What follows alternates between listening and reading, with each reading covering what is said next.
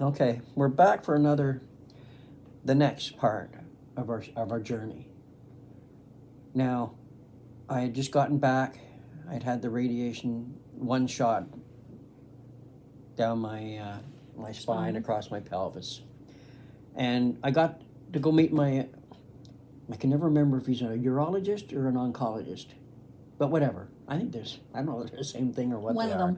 them. And this is where there's a change. You think I've been prapping on the doctors. At this point, it was a big turnaround. All the doctors and nurses that from here on you'll hear that were wonderful. Yes.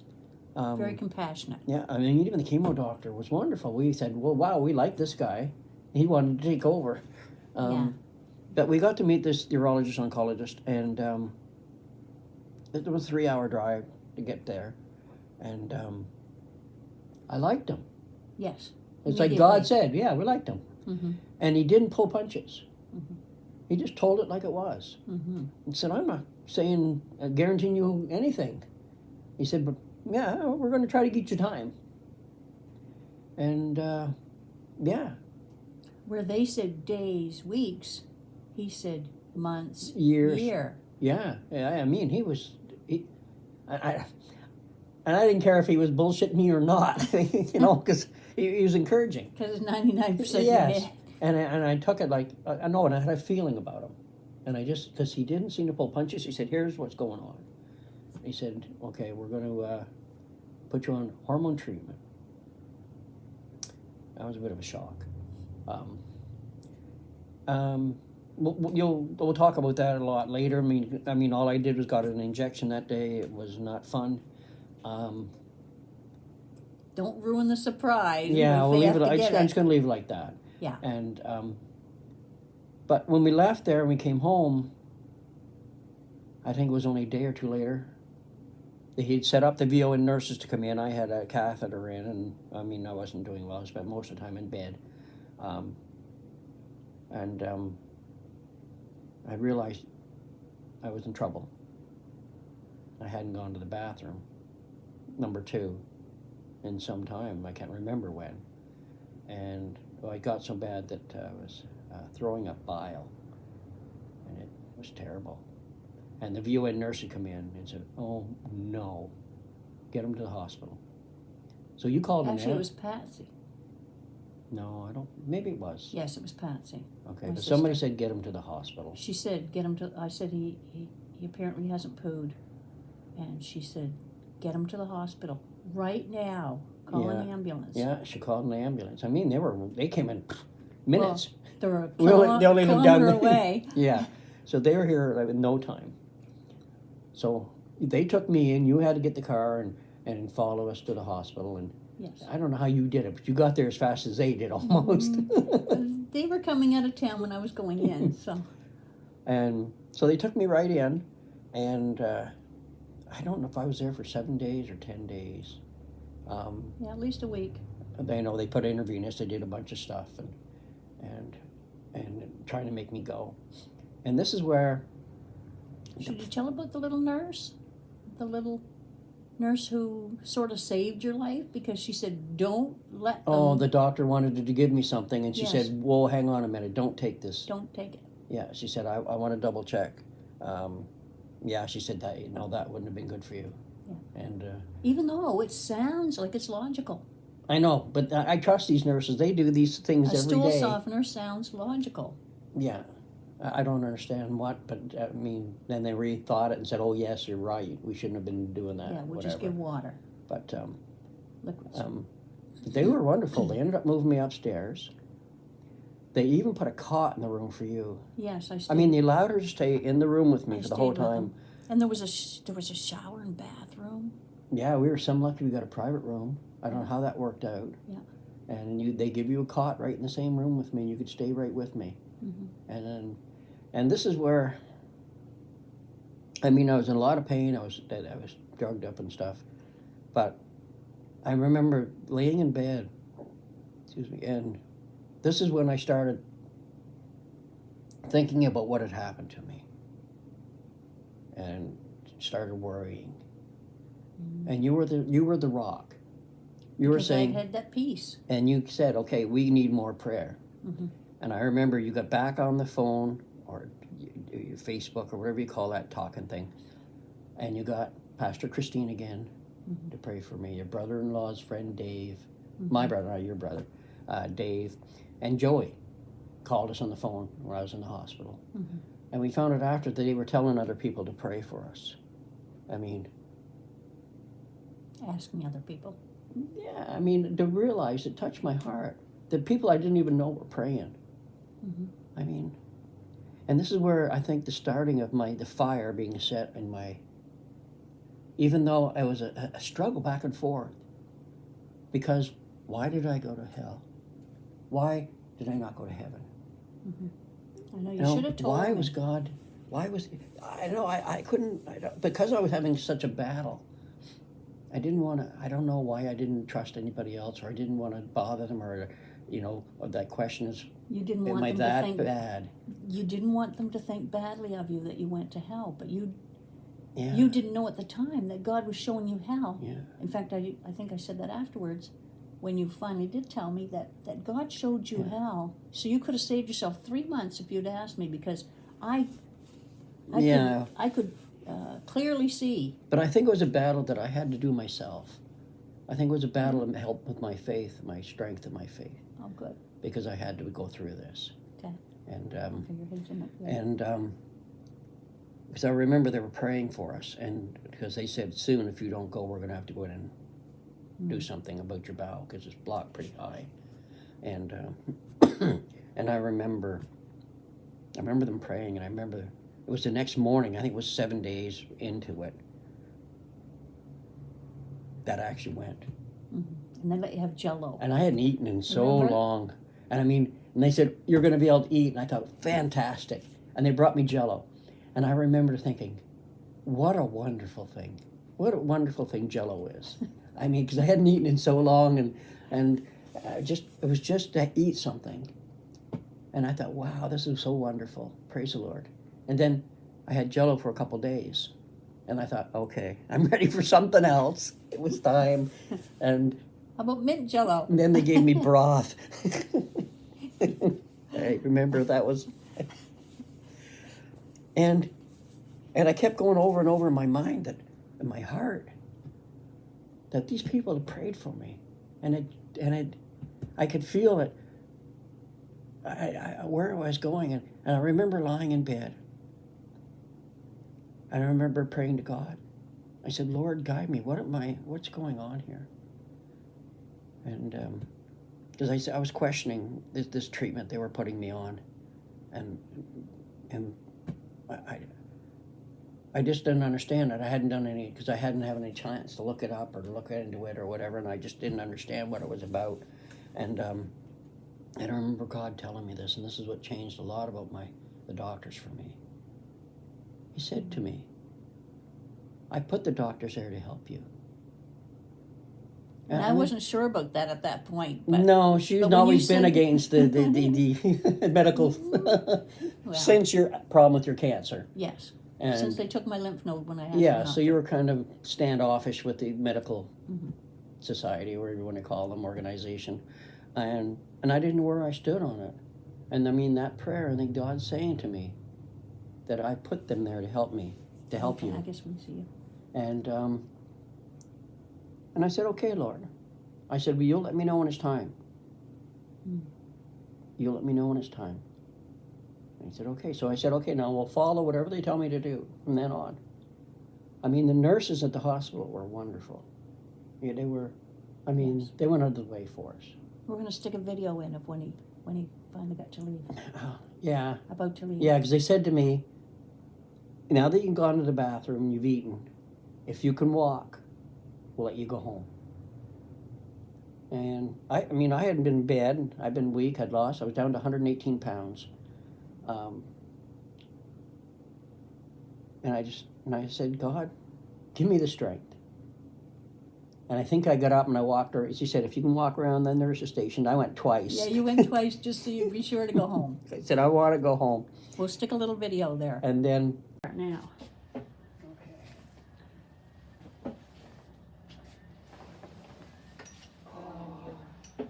just take a minute, just stand here and get your bearings.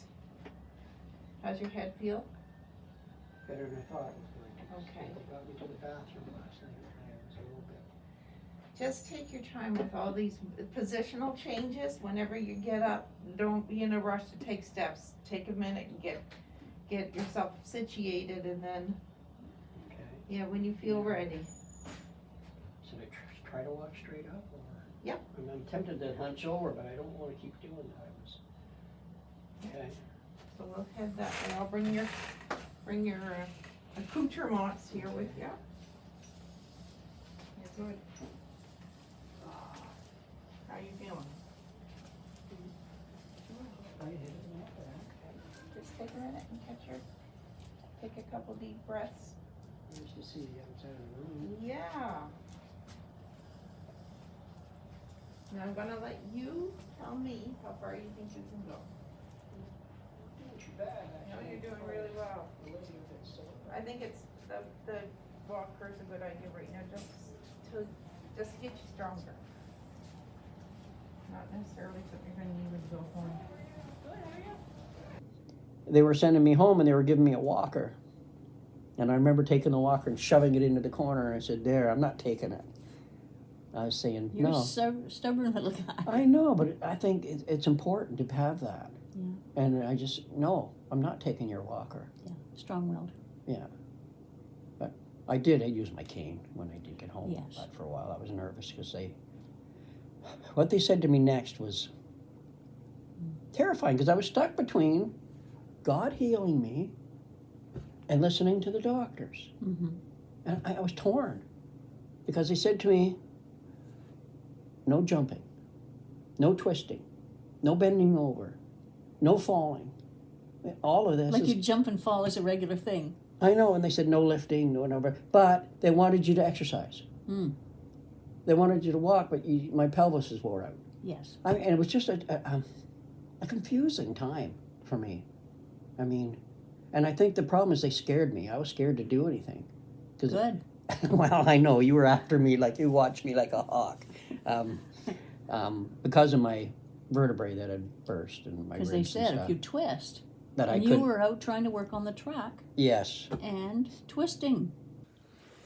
Now, we forgot to add something, afterthought, as my wife Sandy was saying. The reason they told me not to be jumping around and twisting and all that is because of my burst vertebrae that collapsed, that it was getting close to my spinal cord. And that happens a lot with this cancer that I have. That at any time, if it collapsed or moved, it could pinch my spinal cord. Yeah, they said he would have been paralyzed for life. And, If and it- she doesn't want to push me around in a wheelchair. Nope. I'd rather be walk beside me. Thank you. Yeah, so we're just going to stick this in here so you remember that sometimes we forget details, we remember them, we know them, but so you guys can understand. And this is what the doctor was saying, that he was scared that if something happened, I could be paralyzed. That's why I had such a fit every time he went to Oh, and she watched do and stuff. she took good care of me, I can tell you that. You can ask some of the friends. Yeah. Well, I wasn't out much the first 3 months because I had the catheter in. Mm. Oh, yes, you didn't go out then. Right. Yeah, so there's a 3-month period before I went back onto the truck. Okay. And before I told you about, I have a memory problem, by the way, in case you didn't notice that. she had an AVM back in 1980s. Yeah, arterial venous malformation. Yes, and it affected her short-term memory. The, So at times you'll see I prod her. Yeah. Because I'm her memory. Yes. And so we make a wonderful pair. We're a wonderful After team. the operation, it took my short-term memory away, or Yeah. medium-term, or whatever it is. Yeah, and it's like not selective. Some days is wonderful, some days is not so much. So I know it doesn't sound like I noticed when he stopped eating and stopped drinking, but you know how you don't pay attention to the other person. When other stuff's going No. on, and I was in pain and I was yelling, and Yeah. you're Yeah. just trying to keep me going. Can't remember everything, and I I don't tell wasn't- you stuff like I when wasn't I'm. paying I attention to was just whether trying you to were get through going it. pee when you went in the bathroom. Yeah. Not And- quite that controlling. Yeah. Now this is where because I had nothing to do, I couldn't do much for that 3 months. Mm-hmm. This and is where I had you on herbs too. Don't forget herbs. Oh yeah, yeah. She's been really big in herbs for about 10 years now. Yeah. And then since when you March. got your cancer, and then me, so on top of the doctor stuff they were giving me, we were doing a lot of herbs, and this is when we started with the prayer again. You started praying for me every day. Now the other what you did, should we tell them about your site, or you don't want to help yourself? No, this is different than this. All right. And so we're gonna, because what I did that started that 3 months is this is when I had nothing much to do, so I was researching near-death experiences. I was really torn up about it, because why did I go to hell? Mm. Why did I? And then I started researching, and it made it worse, because I saw all these people going to heaven. They saw Jesus. They got to talk to Jesus. They went to heaven. Yeah. Why did I not see that? And I Especially struggled with since you were this. a Christian, and you were Yes, saved. I was Why saved, did you see but hell? I wasn't Do you doing God's lose your work. I wasn't walking in His path. I wasn't doing things for God. I Mm. wasn't, following Jesus. But I knew that who Jesus was, and He died for my sins. And I know from His blood that we are washed clean. But for some reason, I thought that was it. And then I thought, because of what my lifestyle, I know a lot of my health problems. And it's funny, I never blame God. When a lot of people in this world, when everything's wrong, why would God allow that? Mm-hmm. Why would God do this? And I didn't know why I didn't blame Him. I knew my lifestyle was terrible. I drank between 6 to 8 liters of Pepsi a day, every day. That's 3 big bottles. I would get up at 2 o'clock in the morning and get a great big, A&W root beer glove mugs out of the freezer. We kept it in the freezer. And I'd fill it full of Pepsi, and I'd wake up in the middle of the night and drink it. I'd get up for breakfast and drink Pepsi with my breakfast. It was the only thing he drank. He didn't drink water, he didn't No. drink juice, he didn't drink milk, he didn't drink anything else. No, I didn't drink anything else. No. And I ate terrible. The job I had, we didn't stop for lunch or breaks. We worked straight through, sometimes 14, 15 hours a day, and 7 days a week sometimes. And you worked in poisonous crap. Yeah, and it was, a lot of that had to do with my health. And I worked hard, too hard, for the body size I had, along with guys that were twice my size. You would run the machine, and then you would jump down and rake. Yeah, well, You. but I just mean, this is God's temple, Mm-hmm. and I abused it terribly. Yeah. I mean, it should have been precious. I never treated it like that. And I know that had a lot to do with my downfall. And I know the devil took advantage of that. But I hadn't realized that. I was still struggling with that searching, what was going on. And you were so solid in your faith and praying for me all the time. I would have a bad day of pain, and you would get Joey to come over, and he would pray for me, and the pain would go down. And then I'd be, enough to get by, and you would pray for me. And it was a constant battle. It was a battle for pain. 3 months. I battled that, Mm-hmm. back and forth. And then, like I say, the VON nurses come in every day. And the strange part of it was, I've had VON nurses now for almost 2 years. Mm-hmm. I very rarely get the same one. Mm. It's like they're sending them from all over to see me. It's very strange. Send them from California. No, No, but I mean from all over this area. They would come from 2 hours away. Yeah. I know they're short-staffed and they switch people around, but it was just funny that it was God doing work, and I just didn't realize it. So, I could tell, I told them, every one of them came my story, Yes. my testimony, Yes. what God had done for me, and finally, after the 3 months, You they told said, me. I said, enough. Oh. I said, enough of this, and I wanted the catheter out. Oh, yes. And because they had to keep changing it every month, and that's not fun.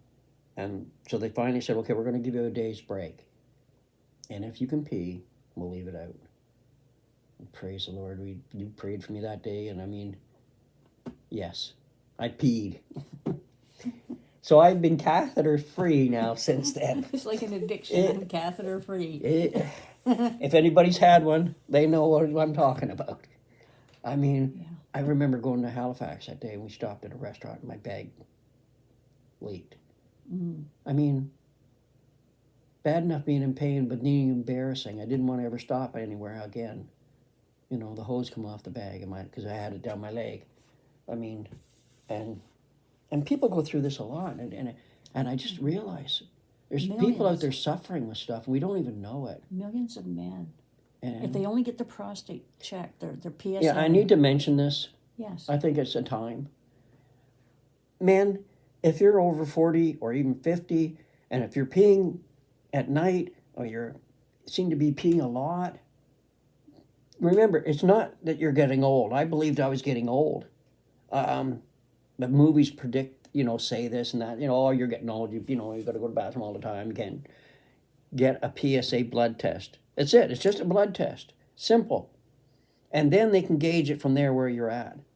Because the earlier you find this, it'll make a difference in the world. And every man will get prostate trouble Before if they he live die. Before they die. If they live in their 70s or 80s, they will end up with it. Or people in their 40s sometimes get it. Oh, even younger. Yeah. But then I realized now that my father had died. When he died when I was 20. He died of prostate cancer. My mother died of cancer.